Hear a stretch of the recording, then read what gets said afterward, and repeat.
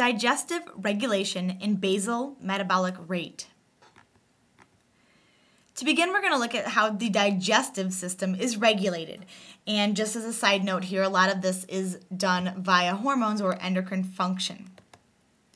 So, once food gets into the stomach, it activates stretch receptors. That causes peristalsis to begin, and food starts moving down in the stomach. A hormone, then called gastrin, is released. That's released due to the stretch. Gastrin triggers the release of gastric juices. Remember that gastric juices contained things like pepsinogen and hydrochloric acid. Now, in the event that chyme moves into the duodenum, that will cause segmentation to begin and will start to further mix the food with some digestive enzymes. If the chyme that moves into the duodenum should be acidic, it will cause a hormone called secretin to be released. Secretin stimulates the pancreas to release bicarbonate. Remember that bicarbonate was a buffer, and this will then take that acidic chyme and neutralize it. If the chyme that enters into the duodenum is high in fat, you'll release the hormone called cholecystokinin, or CCK. CCK stimulates the pancreas to release more digestive enzymes. Remember that the pancreas releases the lipase, which you would need in order to break down the fatty chyme. Further, CCK stimulates the gallbladder to release bile. And again, remember that we need the bile to emulsify the fat before we can chemically break it down. We're now going to look at the basal metabolic rate. Basal metabolic rate is the energy that's required to maintain life.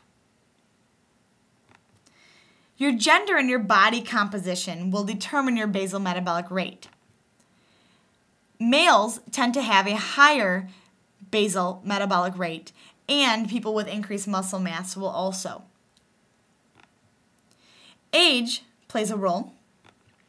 Your basal metabolic rate declines over time. So if you've noticed as you've aged that you can eat less food and still gain weight, that would make sense because your basal metabolic rate is decreasing. Your health is also determinant.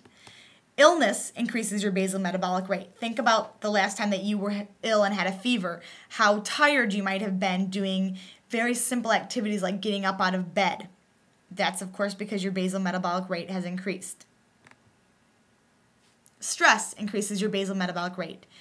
That's because your body releases epinephrine and norepinephrine in response to stress, and that in and of itself will increase your basal metabolic rate. Food intake plays a role as well. Eating increases your basal metabolic rate. So if you're looking to lose weight, you should eat smaller meals more frequently during the day than starving yourself and maybe eating only one large meal a day. And then, of course, genetics plays a role. So, unfortunately, mom and dad are going to help determine your basal metabolic rate. So if mom and dad have a slow basal metabolic rate, you most likely will as well. And then when determining how much food you can eat and or how much energy you are burning, we use calorie as a measure.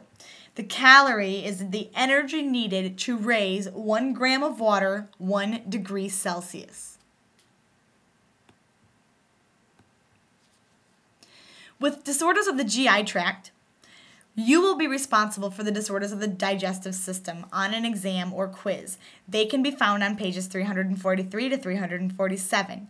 If you have questions or concerns, as always, please let me know and I would be more than happy to help you with that.